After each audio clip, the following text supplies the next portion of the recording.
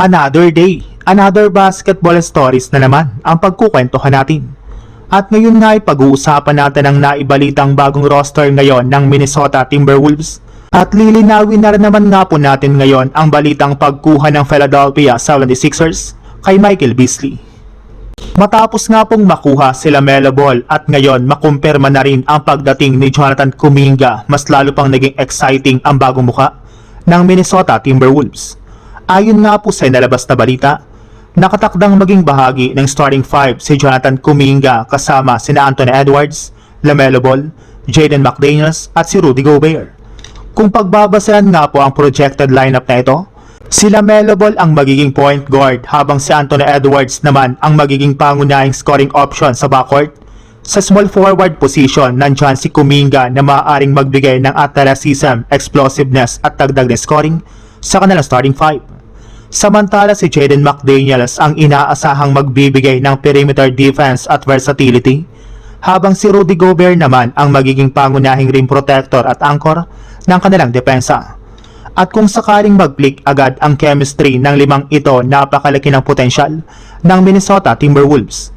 Hindi lang naman sa starting five nagtatapos ang kanilang lineup, may mga pangalan din sa bench tulad ni Ayo Dosunmu, Bones Hyland, Josh Green, Trey Lyles, Joan Beringer, Jalen Clark, Terrence Shannon Jr. at si Isaiah Evans.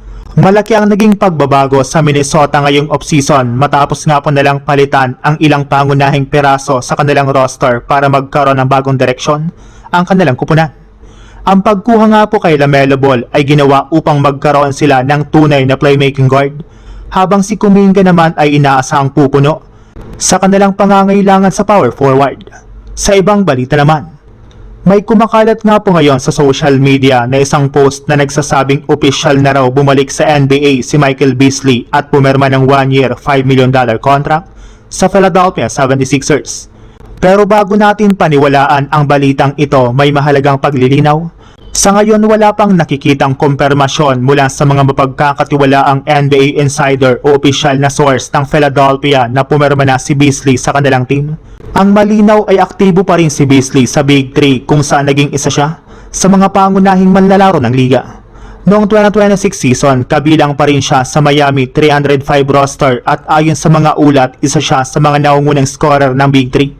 Kaya ang kumakalat na larawan na nagsasabing Michael Beasley is officially back in the NBA at mayroon na siyang $5 million deal sa Sixers ay dapat munang ituring na hindi kumpirmadong impormasyon at hindi bilang isang official na signing. Wala ring sapat na ebidensya sa ngayon para sabihing nakatakda ng bumalik si Beasley sa NBA bilang miyembro ng Sixers.